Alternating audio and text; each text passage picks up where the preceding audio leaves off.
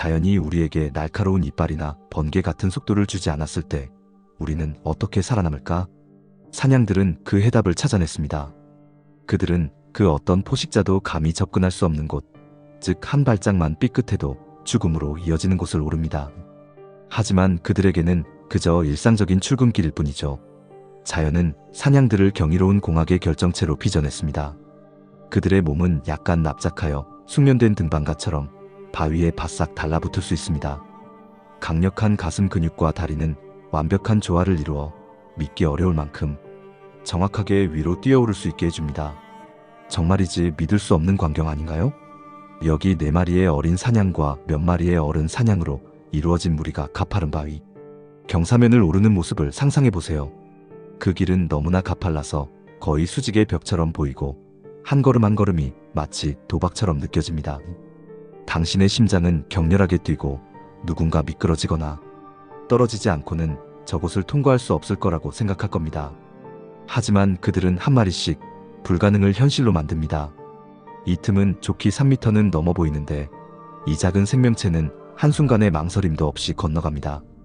이런 경이로운 재주들을 보면 우리는 어쩌면 그들이 정말 불멸의 존재가 아닐까 하는 궁금증을 가지게 됩니다.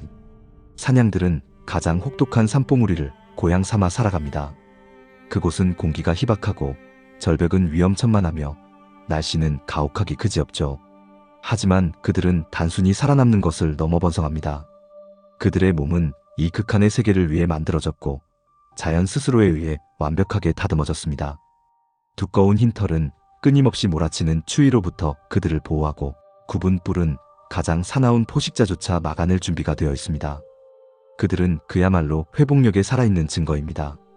사냥은 해발 3000에서 4000m가 넘는 엄청난 높이에서 서식합니다. 많은 곳에서 땅은 식물의 흔적조차 거의 없는 황량한 바위뿐입니다. 하지만 몇몇 포식자들만이 이런 위험한 지형으로 감히 모험을 떠납니다. 이곳에서 살아남는 것은 단순한 의지를 넘어 평생에 걸친 엄격한 신체적 숙달을 요구합니다. 사냥은 몸무게가 최대 100kg에 달하지만 깎아지른 듯한 절벽에서의 삶에 맞춰진 탁월한 등반가입니다. 약간 납작한 몸은 쉽게 움직일 수 있도록 해주며 강력한 가슴 근육은 다리를 정밀하게 제어하여 앞으로뿐만 아니라 위로도 움직일 수 있게 합니다. 하지만 그들의 가장 놀라운 특징은 바로 발굽입니다. 발굽은 갈라져 있고 넓게 펼쳐져 바위를 쇠집게처럼 움켜쥘 수 있습니다. 이 특화된 발굽은 빨판처럼 기능하는 오목한 발바닥을 가지고 있어 가파른 지형에서도 단단히 고정됩니다. 중앙의 발바닥은 능선에 단단히 달라붙고 질긴 섬유질 가장자리는 내구성과 안정성을 더합니다. 이 독특한 디자인 덕분에 사냥은 가장 작은 바위 돌출부 위에서도 힘들이지 않고 균형을 잡으며 마치 아무것도 없는 곳에 매달려 있는 것처럼 보입니다. 이러한 적응력 덕분에 그들은 거의 수직에 가까운 절벽도 쉽게 오르며 포식자로부터 멀리 떨어져 지냅니다. 그들의 생존은 단순히 힘뿐만 아니라 균형, 정밀함, 그리고 극한 환경에 대한 숙달에 달려 있습니다. 사냥에게 10m에서 20cm 폭의 좁은 바위턱을 걷는 것은 사람에게 인도를 걷는 것과 같습니다.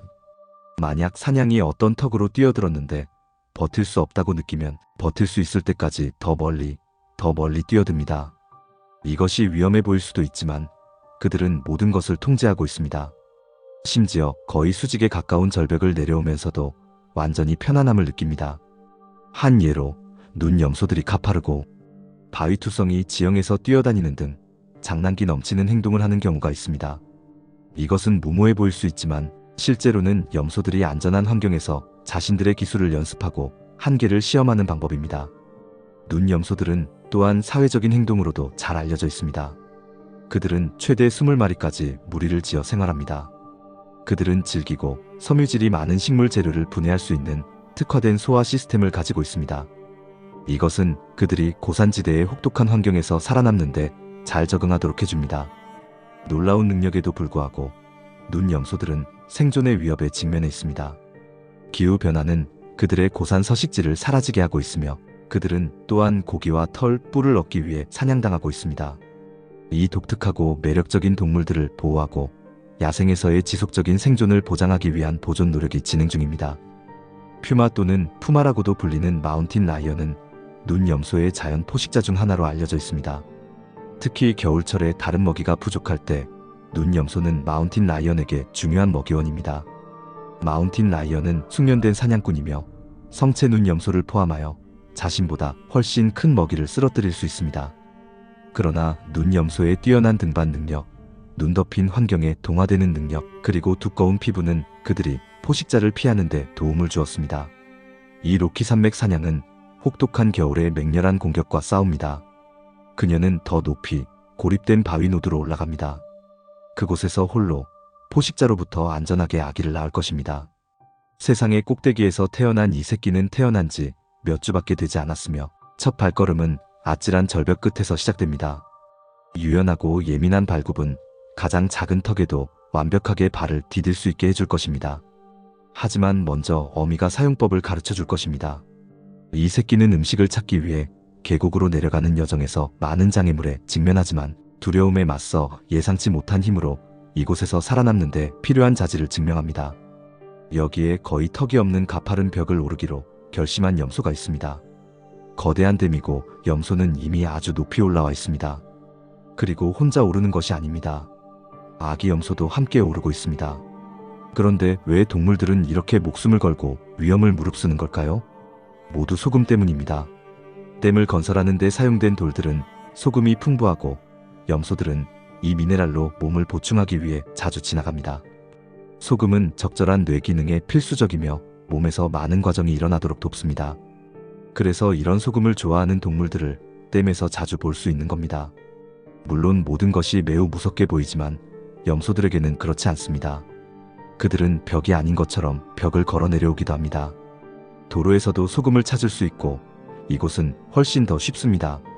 이눈 염소들은 적어도 봄까지는 좋은 장소를 찾은 셈입니다.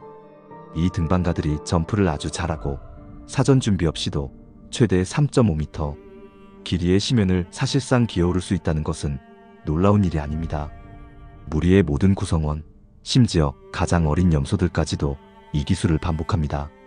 그러니 이런 지붕을 오르거나 아니 뛰어넘는 것은 식은 죽 먹기죠. 그들은 산에서 다른 염소들과 싸움을 벌이는 것을 주저하지 않으며 때로는 이런 싸움이 치명적일 수도 있습니다. 그 소리를 들어보세요.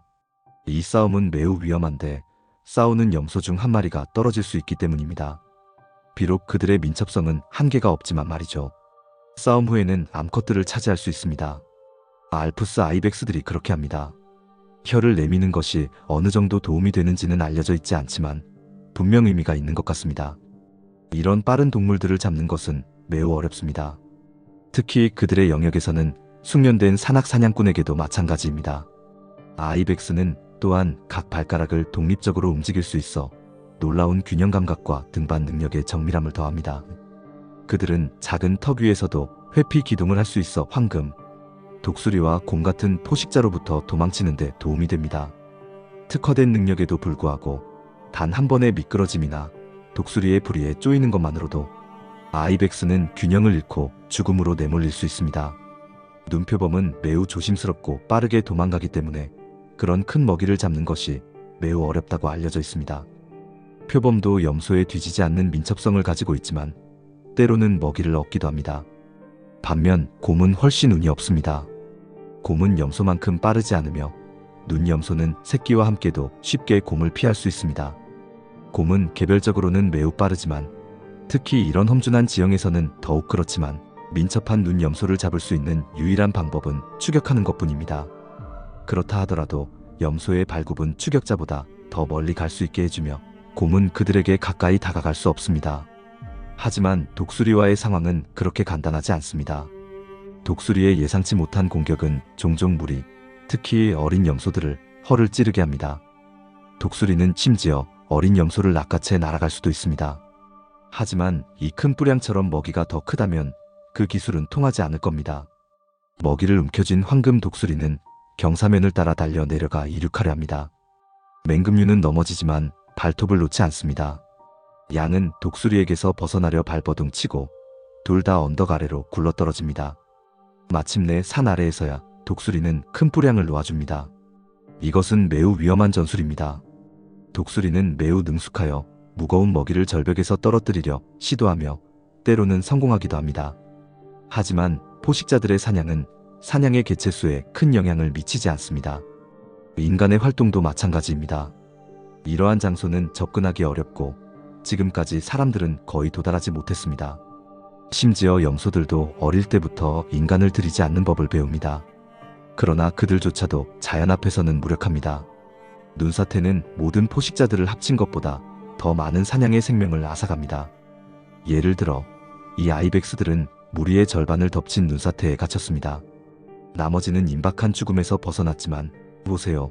눈사태가 멈추고 흰 눈으로 뒤덮였던 염소들이 다시 나타났습니다. 이번에는 정말 운이 좋았던 겁니다. 그리고 이것은 산이 없을 때 염소들이 하는 행동입니다.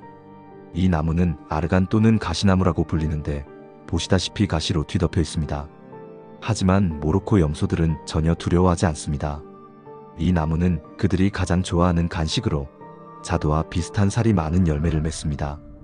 양치기들은 그들을 쫓아내지 않습니다. 오히려 염소들이 최대한 높이 도달할 수 있도록 가시를 제거해줍니다.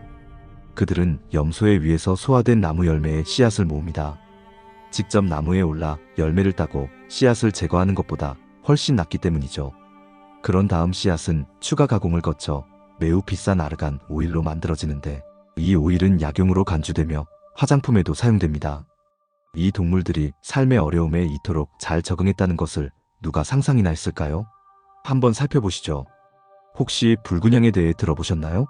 붉은양은 라다크 우리엘이라고도 불리며 라다크가 원산지인 야생양의 한 종류입니다. 모든 야생양 중에서 가장 작은 종으로 알려져 있죠. 그들의 뿔은 뒤로 굽어있고 주름져 있으며 가느다란 것이 특징입니다. 붉은양은 강력한 다리와 날카로운 발굽 덕분에 산악서식지에 아주 잘 적응하여 가파른 지형도 쉽게 오를 수 있습니다. 그들의 민첩성과 등반 능력은 라다크의 험준한 지형을 헤쳐나가는데 큰 도움이 됩니다. 이들은 헤미스 국립공원과 다른 지역에서 찾아볼 수 있습니다. 안타깝게도 붉은양은 서식지 손실, 밀렵, 그리고 가축과의 경쟁 때문에 IUCN 적색 목록에 멸종 위기종으로 등재되어 있습니다. 이 지역의 도로 및 기반시설 건설은 서식지 단편화를 초래하여 우리엘이 자유롭게 이동하고 먹이를 찾는 것을 어렵게 만들었습니다. 라다크 우리엘과 그들의 서식지를 보호하기 위한 보존 노력이 진행 중이며 여기에는 보호구역 지정과 지역사회 기반 보존 이니셔티브가 포함됩니다. 이 모든 이야기를 듣고 나면 그들이 결국 불멸의 존재는 아니라는 결론을 내릴 수 있습니다. 브리티시 컬럼비아의 험준한 산악지대에서 스톤양은 겨울에는 섭씨 영하 40도에서 여름에는 섭씨 30도에 이르는 극한 온도에도 불구하고 번성하고 있습니다. 이 회복력 강한 동물들은 이런 가혹한 조건에서 살아남기 위해 놀라운 전략들을 진화시켜 왔습니다. 가을이 되면 그들은 두껍고 흰 겨울 털을 길러 추위에 대한 필수적인 단열을 제공합니다. 신진대사 속도를 늦추고 에너지 소비를 줄이는 능력은 먹이가 부족한 기간 동안 에너지를 보존하는 데 도움이 됩니다. 여름이 되면 겨울 털을 벗고 더 가볍고 어두운 털로 바꿔 체온을 조절합니다. 이러한 적응력에도 불구하고 스톤양은 심각한 위협에 직면해 있습니다. 바로 불법 사냥입니다.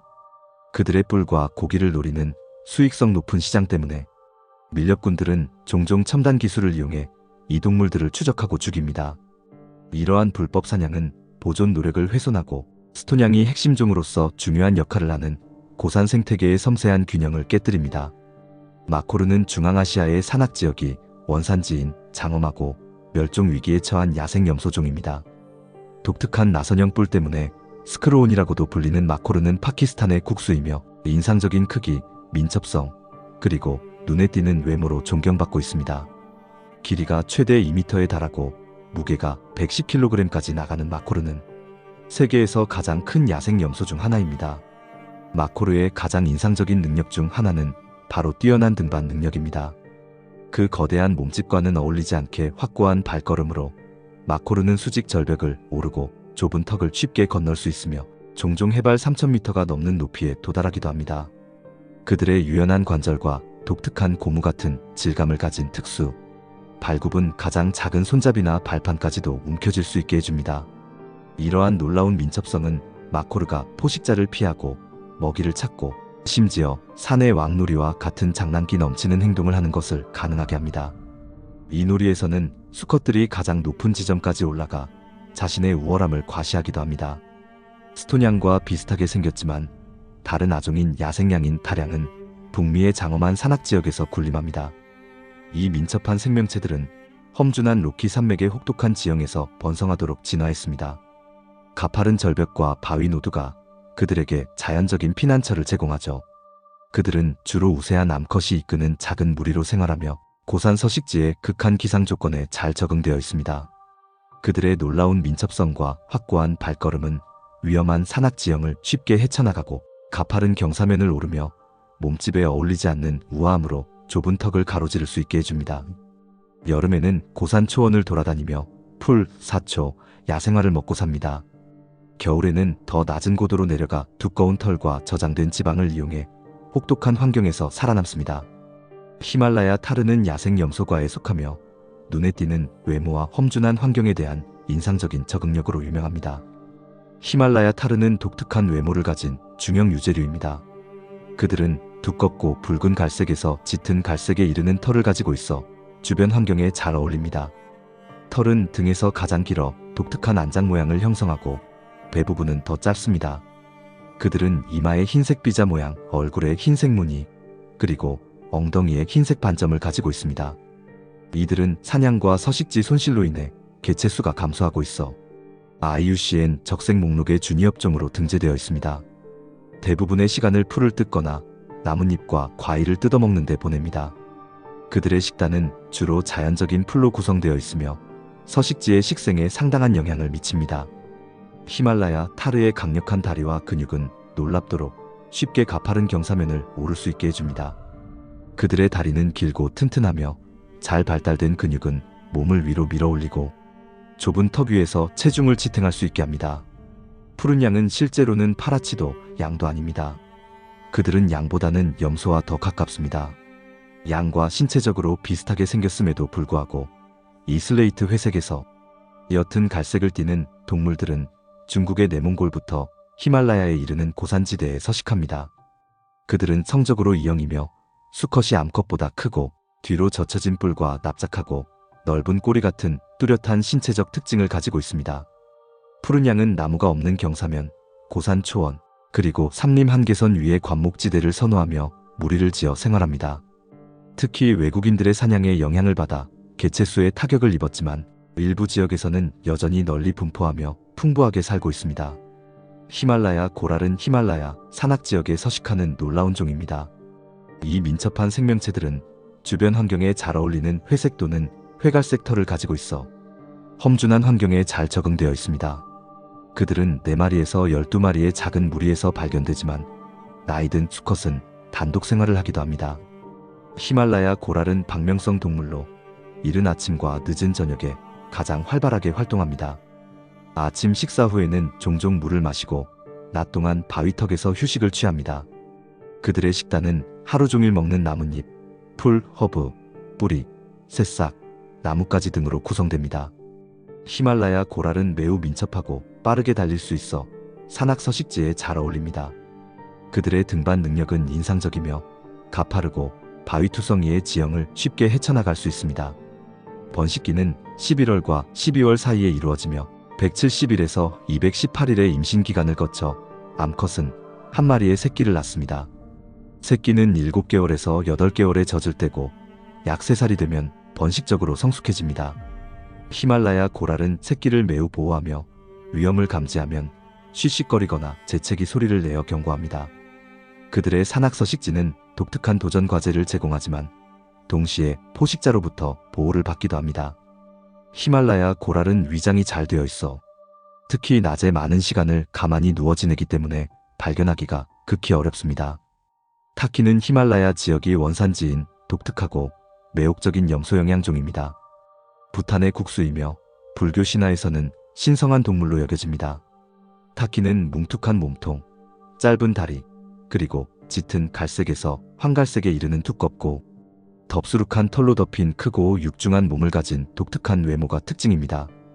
타킨의 가장 눈에 띄는 특징 중 하나는 염소와 영양을 합쳐놓은 듯한 특이한 머리입니다. 이마에서 위로 바깥쪽으로 자라는 길고 굽은 뿔과 항상 위를 올려다보는 듯한 독특한 눈을 가지고 있어 영원히 경계하고 지켜보는 듯한 인상을 줍니다. 타키는 초식동물이며 풀, 나뭇잎, 대나무 등 다양한 식물을 먹습니다. 주로 해발천에서 4,000m 사이의 고산 숲과 초원에서 발견됩니다. 그들은 사회적인 동물이며 주로 우세한 암컷이 이끄는 작은 무리로 발견됩니다. 인상적인 크기와 힘에도 불구하고 타키는 민첩하고 날렵하며 가파른 산비탈을 쉽게 오를 수 있습니다. 그들은 또한 다른 동물들에게는 유독한 식물을 먹을 수 있는 독특한 능력으로 알려져 있어 고산 서식지에 아주 잘 적응되어 있습니다. 오늘 준비한 내용은 여기까지입니다. 어떤 부분이 가장 놀라웠나요? 아래 댓글로 알려주세요. 좋아요 버튼을 누르고 더 흥미로운 영상들을 위해 구독하는 것도 잊지 마세요. 시청해주셔서 감사합니다.